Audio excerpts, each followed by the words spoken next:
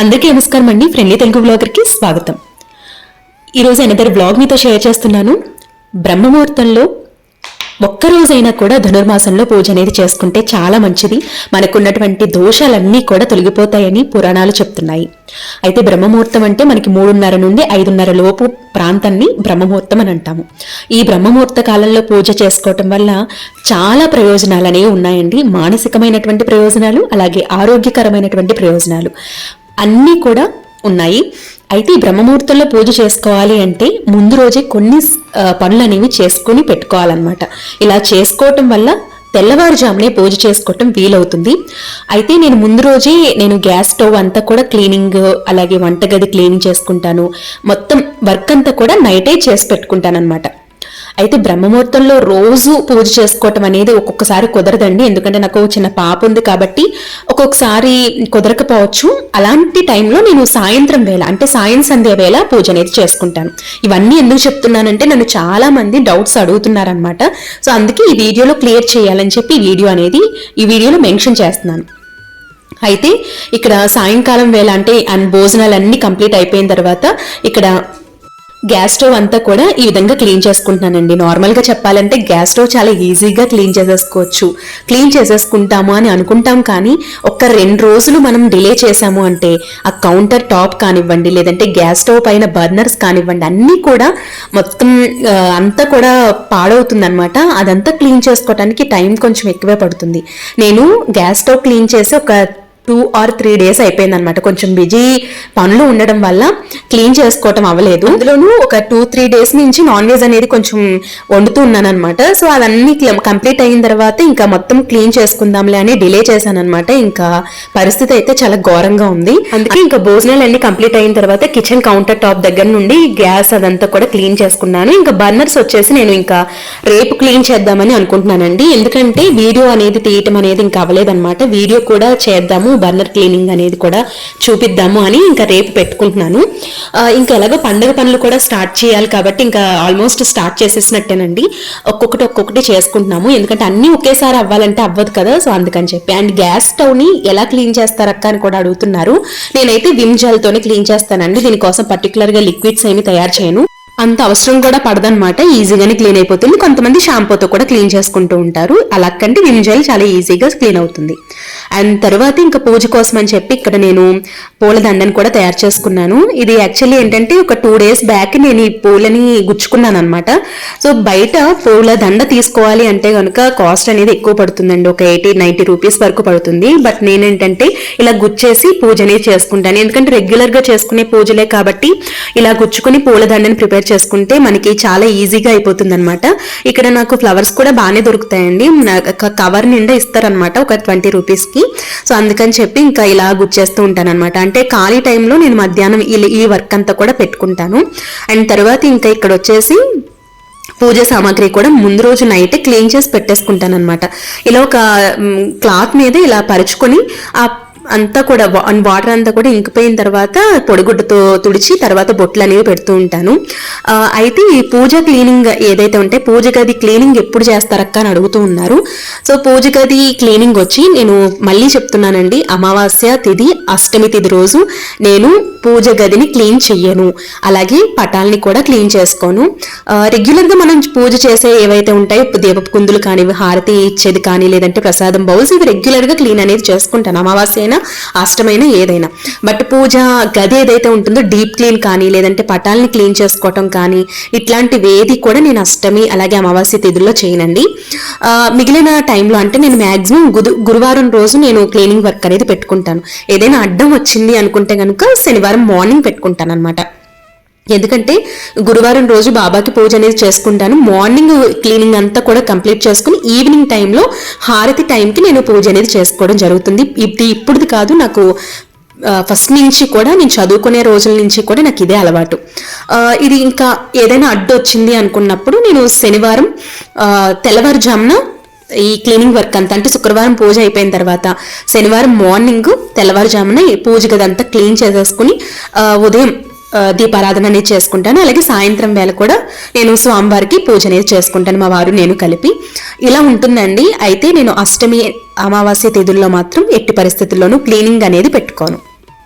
ఇలా క్లీన్ చేసుకున్న తర్వాత ఇక్కడ నేను ఇంకొక టిప్ ఏంటంటే, మనం రెగ్యులర్గా కంపల్సరీ పూజ కుందులు కానివ్వండి, అంటే మనం దేవుడికి దీపారాధన చేస్తాం కదా, కుందులు, వాటిని హారతి ఇచ్చేదాన్ని, అలాగే గంటని, ఒకవేళ గంట కూడా రోజు క్లీన్ చేసుకోకపోయినా పర్వాలేదండి, ఒకవేళ నేల మీద పెడితే మాత్రం కంపల్సరీ క్లీన్ అనేది చేసుకోవాలి. అలాగే ఇంకా మిగిలిన ప్రసాదం బౌల్స్ ఏవైతే ఉంటాయో వాటిని మాత్రం రెగ్యులర్గా క్లీన్ చేసుకోవాలి. ఇక్కడ ఏంటంటే 2 సెట్స్ పెట్టుకున్నారనుకోండి, చక్కగా ఒక సెట్ని మనం యూజ్ చేసుకోవచ్చు, ఇంకో సెట్ క్లీనింగ్కి ఉపయోగించుకోవచ్చు అనమాట. 2 సెట్లు పెట్టుకుంటే ఈజీగా అయిపోతుంది వర్క్ అనేది. ఎందుకంటే తెల్లవారుజామునే పూజ చేసుకోవటం, మార్నింగ్ ఎంత హడావిడి ఉంటుందో మన అందరికీ తెలుసున్న విషయమే.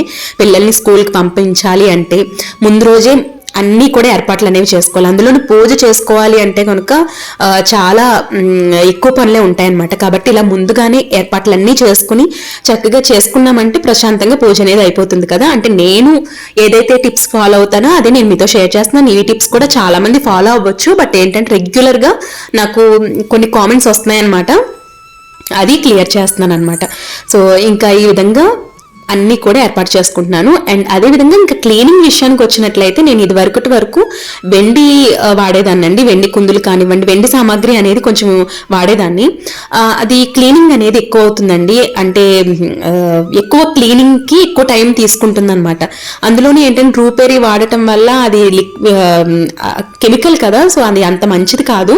సో అందుకని చెప్పి ఇంకా వెండి అన్నీ కూడా వాష్ చేసి పైన పెట్టేశాను అనమాట. అది ఏదైనా ఫెస్టివల్ వచ్చినప్పుడు మాత్రమే ఉపయోగించుకుంటున్నాను. సో ఇత్తడి మాత్రమే ఉపయోగిస్తున్నాను. అండ్ ఇక్కడ వచ్చేసి నేను ప్రసాదంగా సేమియా పాయసం తయారు చేస్తున్నాను అనమాట. ఎందుకంటే ఈరోజు ధనుర్మాసం, అది కూడా శనివారం రోజు స్వామివారికి పూజ చేసుకుందాము అని అనుకుంటున్నాం కాబట్టి ఇంకా ప్రతి శనివారం కూడా నేను సేమియా పాయసం అనేది కంపల్సరీ చేస్తాను. సో అది షార్ట్ కూడా పెట్టాను, ఒకసారి చూడండి, చాలా ఈజీగా అవుతుంది అండ్ చాలా చాలా టేస్టీగా ఉంటుంది అనమాట. ఇక్కడ సేమియా పాయసం అనేది తయారు చేస్తున్నాను. ఇవాళ మా వారికి కూడా హాలిడే అనమాట. సో అందుకని చెప్పి ఇంకా ఎలాగో మార్నింగ్ తెల్లవారుజామునే పూజ అనేది చేసేసుకుంటున్నాను. ఇక్కడ సేమియా పాయసం అనేది తయారు చేస్తుంది, ఆల్రెడీ వీడియోలో పెట్టానండి, ఇంకా అందుకే నేను ఇంకా డీటెయిల్గా మెన్షన్ చేయట్లేదు. ఆ ఇంట్లో అయితే ప్రతి శుక్రవారం శనివారం మాత్రం పూజ అనేది చేసుకుంటూ ఉంటాం. ఒక పండుగ వాతావరణంలో ఉంటుందండి. ఏదైనా కూడా మన మీదే ఆధారపడి ఉంటుంది. ఒక పూజ చేయాలన్నా, లేదంటే ఒక ఫెస్టివల్ చేయాలన్నా, లేదంటే ఏదైనా ఒక సెలబ్రేషన్ చేయాలన్నా కూడా అది మన మీదే ఉంటుంది అని నా అభిప్రాయం అనమాట. చిన్న చిన్న విషయాల్లోనే మనం ఆనందం ఎత్తుక్కుంటే చాలా చాలా సంతోషంగా అనిపిస్తుంది నా వరకు అయితే. ఇక్కడ నేను ఈ ప్రసాదం అంతా కంప్లీట్ అయ్యేలోపు ఇంకా బొట్లు పెట్టేద్దామని చెప్పి ఇవన్నీ సిద్ధం చేసుకుంటున్నాను. పూజకి కావాల్సినవన్నీ కూడా మా వారు తీసుకొచ్చారనమాట. అరటిపళ్ళు, అలాగే కొబ్బరికాయ. అదేవిధంగా ఈ రోజు పూజలో నేను తులసి ఆకుల్ని, లేదంటే తులసి మాలను కూడా వేసి పూజ అనేది చేసుకుంటాను. అంటే తులసి మాల అయితే రెగ్యులర్ గా వేయనండి, ఏదైనా విశేషమైన రోజుల్లో మాత్రం వేస్తాను. కానీ తులసి దళాలు అయితే మాత్రం పెట్టుకుని పూజ అనేది చేసుకుంటాను అనమాట. ఈ విధంగా శంకుచక్ర దీపాలకు కూడా బొట్లు అనేవి పెడుతున్నాను. ఈ విధంగా ఏర్పాట్లు అనేవి చేసుకుంటానండి. ఇలా ఏర్పాట్లు చేసుకోవటం వల్ల బ్రహ్మముహూర్తంలో పూజ చాలా ఈజీగా అయిపోతుంది అనమాట. తెల్లవారుజామునే లేచి ఇవన్నీ కూడా చేసుకుంటే ఆ బ్రహ్మముహూర్త టైం అనేది దాటిపోతుంది. ఒకవేళ దాటిపోయినా పర్వాలేదండి, ఎందుకంటే సాయం సంధ్య వేళల్లో కూడా చక్కగా పూజ అనేది చేసుకోవచ్చు. కానీ ధనుర్మాసంలో ఏంటంటే ప్రత్యేకమైంది, బ్రహ్మముహూర్తంలో పూజ అనేది విశేషం అనమాట. స్వామివారికి బ్రహ్మముహూర్తంలో పూజ చేసుకోవటం వల్ల మనకి ఉన్నటువంటి సకల పాపాలు తొలగిపోతాయి. అలాగే సకల దేవతల ఆశీర్వాదం కూడా కలుగుతుందట. ఎందుకంటే సకల దేవతలు కూడా బ్రహ్మముహూర్తంలో విష్ణుమూర్తిని ఆరాధిస్తారు అని మన పురాణాలు చెప్తున్నాయి. కాబట్టి దేవతలే చేసినప్పుడు మనం మనుషులు ఎంతండి, మనం చేసుకోవటానికి ప్రాబ్లం ఏమి ఉండదు కదా. సో అందుకని చెప్పి బ్రహ్మముహూర్తంలో ఒక్క రోజైనా ఈ ధనుర్మాసంలో స్వామివారికి పూజ అనేది చేసుకుంటే చాలా మంచిది. ఈ విధంగా ఇవన్నీ కూడా చేసుకుంటూ ఉన్నాను. ఇక్కడ నేను ఇవన్నీ కూడా ఇత్తడి తీసుకున్నానండి. ఇత్తడి ఏంటంటే క్లీనింగ్కి చాలా ఈజీ అవుతుందన్నమాట. నేను ఇవన్నీ ఒకేసారి తీసుకోలేదు, ఒక్కొక్కటి చొప్పున తీసుకున్నాను. ఇంకా తీసుకోవాల్సినవి కూడా చాలా ఉన్నాయి. ఇవన్నీ ఉండాలా అంటే ఉండవలసిన అవసరం కూడా లేదండి, ఎందుకంటే మనకి నార్మల్గా పట్టాలు ఉంటే సరిపోతుంది. ఒకవేళ మీకు విగ్రహాల మీద ఇంట్రెస్ట్ ఉందనుకోండి, బొటనవేలు మించకుండా విగ్రహాలు అనేవి తీసుకుని పూజ అనేది చేసుకోవచ్చు. కానీ బొటనవేలు కంటే మించి లేదంటే పెద్ద పెద్ద విగ్రహారాధన చేయాలి అనుకుంటే కనుక తప్పకుండా నియమాలు అనేవి పాటించాల్సి ఉంటుంది. ఆలయాల్లో మనం ఈ విగ్రహారాధన అనేది చూస్తూ ఉంటాము, కానీ ఇంట్లో చేసుకోవాలి అంటే కనుక తప్పకుండా నియమాలు అనేవి పాటించాల్సి ఉంటుంది. అలాగే ప్రతిరోజు కూడా విగ్రహం ఎంతైతే ఉంటుందో ఆ విగ్రహానికి తగినట్లుగా మనం ప్రసాదాలు అనేవి ప్రిపేర్ చేయాల్సి ఉంటుంది. ఇలా చాలా ఉంటాయండి. కాబట్టి బొటనవేలికి మించకుండా విగ్రహాలు అనేవి తీసుకోవచ్చు. మీరు చూసినట్లయితే నాది ప్రతి విగ్రహం కూడా బొటనవేలికి మించిన విగ్రహమేనమాట. ఎందుకంటే చక్కగా విగ్రహం ఉంటే అభిషేకం అనేది ఈజీగా చేసుకోవచ్చు అనే ఉద్దేశం. అది కూడా నాకు డివోషనల్ ఛానల్ కూడా ఉంది కాబట్టి ఆ పర్పస్ లో కూడా నేను విగ్రహాలు కానివ్వండి, పూజా సామాగ్రి కూడా నేను తీసుకుంటూ ఉంటాను. మనకి పూజా సామాగ్రిలో ఇవన్నీ ఉండాలని రూల్ ఏమీ లేదు. ఒక 2 కుందులు ఉండి చక్కగా దీపారాధన చేసుకోవటానికి, అలాగే హారతి ఇచ్చుకోవటానికి నార్మల్ గా ఉండే బేసిక్ గా ఉండే పూజా సామాగ్రి ఉంటే సరిపోతుందండి. ఇవన్నీ ఏంటంటే నేను క్లీనింగ్ కి నాకు ఎక్కువ పడుతుంది టైం, కాదని నేను అన్ను. కాకపోతే నాకు డివోషనల్ ఛానల్ పర్పస్ గా కూడా నేను తీసుకోవడం జరుగుతుంది. సో అందుకని చెప్పి ఇవన్నీ కూడా ముందు రోజే నేను క్లీన్ చేసి పెట్టుకుంటానండి. క్లీనింగ్కే నాకు టైం అనేది ఎక్కువ పడుతుంది. ఎందుకంటే చిన్నవి క్లీన్ చేయాలంటే చాలా టైం ప్రాసెస్ ఎక్కువ ఉంది. ఎక్కువ పెద్ద వస్తువుల్ని క్లీన్ చేయడం ఈజీ అవుతుంది, కానీ చిన్న వస్తువుల్ని క్లీన్ చేయాలి అంటే మాత్రం టైం అనేది చాలా ఎక్కువే పడుతుంది. మీ అందరికీ తెలిసిన విషయమే. ఇంకా ఇవన్నీ కూడా బొట్లు అనేవి పెడుతున్నాను. ఫస్ట్ గంధం పెడతాను అనమాట. గంధం మీద బొట్లు అనేవి పెడుతూ ఉంటాను. ఇలా పెడితే ఏంటంటే మనకి చెదరకుండా ఉంటుందన్నమాట. అలాగే ముక్కోటి ఏకాదశి జనవరి 10వ తారీఖున ఉందన్నమాట. ముక్కోటి ఏకాదశి పూజా విధానం మొత్తం కూడా వీడియో అప్లోడ్ చేశాను. ఎవరైనా చూడలేదనుకుంటే ఒకసారి చూడండి, మీకు చాలా బాగా యూజ్ అవుతుంది. సో ఈ విధంగా అన్ని కూడా అరేంజ్ చేసుకుని పూజ అనేది చేసుకుంటాను. ఇవాళ వెంకటేశ్వర స్వామి వారికి చాలా నిండుగా పూజ అనేది చేసుకున్నాను, దీపారాధన చేసుకున్నాను. అలాగే పిండి దీపాలు కూడా వెలిగించుకున్నానండి. ప్రతి శనివారం కూడా నేను పిండి దీపాలు అనేవి వెలిగించుకుంటూ ఉంటాను. 7 పిండి దీపాలు లేదంటే 3 పిండి దీపాలు ఇలా వెలిగించుకుంటూ ఉంటాను.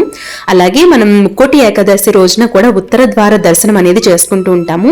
అయితే ఉత్తర ద్వార దర్శనం గుడికి వెళ్ళి చేసుకోవాలా అక్క, గుడికి వెళ్ళలేని వాళ్ళు ఇంట్లో చేసుకోవచ్చు అంటే చేసుకోవచ్చండి, ప్రాబ్లం ఏం లేదు. అయితే ఎలా చేయాలనేది నేను నెక్స్ట్ వీడియోలో మీతో షేర్ చేస్తాను. అలాగే మార్నింగే గొబ్బి పూజ కూడా చేసుకున్నాను అనమాట. ఎందుకంటే గొబ్బెమ్మల్ని పెట్టి పూజించడం అనేది మనకి పురాతనం నుండి వస్తున్నటువంటి సాంప్రదాయం. ఆ సాంప్రదాయం మా పిల్లలకి కూడా తెలియాలనే ఉద్దేశంతో గొబ్బి పూజ కూడా చేసుకున్నాను అనమాట. అయితే అది అయితే షూట్ చేయలేదు, నేను నెక్స్ట్ వీడియోలో మీతో షేర్ చేస్తాను. అసలు గొబ్బి పూజ యొక్క ప్రాముఖ్యత ఏంటి అనేది అంతా కూడా నేను నెక్స్ట్ వీడియోలో మీతో షేర్ చేస్తాను.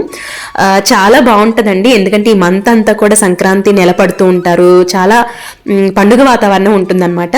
సిటీస్లో ఉండకపోయినా పల్లెటూరుల్లో పండుగ వాతావరణం తప్పకుండా ఉంటుంది. అలాగే దేవుణ్ణి ఊరేగిస్తూ ఉంటారు, పల్లకిలో ఊరేగిస్తూ ఉంటారు. చాలా చాలా మంచిగా ఉంటుందన్నమాట. అయితే ఈ విధంగా పూజ అనేది చేసుకున్నాను. ఐ హోప్ ఈ వీడియో మీకు నచ్చిందని అనుకుంటున్నాను. నచ్చినట్లయితే లైక్ చేయండి. మీకు ఇంకా ఏమైనా డౌట్స్ ఉన్నాయి అనుకుంటే కమెంట్ సెక్షన్లో అడగండి, తప్పకుండా నేను రిప్లై అనేది ఇవ్వడం జరుగుతుంది. ఈ వీడియో అయితే ఇంతేనండి. ఈ వ్లాగ్ నచ్చితే లైక్ చేయండి, షేర్ చేయండి, సబ్స్క్రైబ్ చేసుకోవడం అసలు మర్చిపోవద్దు. రేపటి వీడియోలో మళ్ళీ మీ ముందుకు వస్తాను. మనందరం కూడా సంతోషంగా ఆరోగ్యంగా ఉండాలని మనస్ఫూర్తిగా కోరుకుంటూ thank you for watching. Have a nice day. Bye.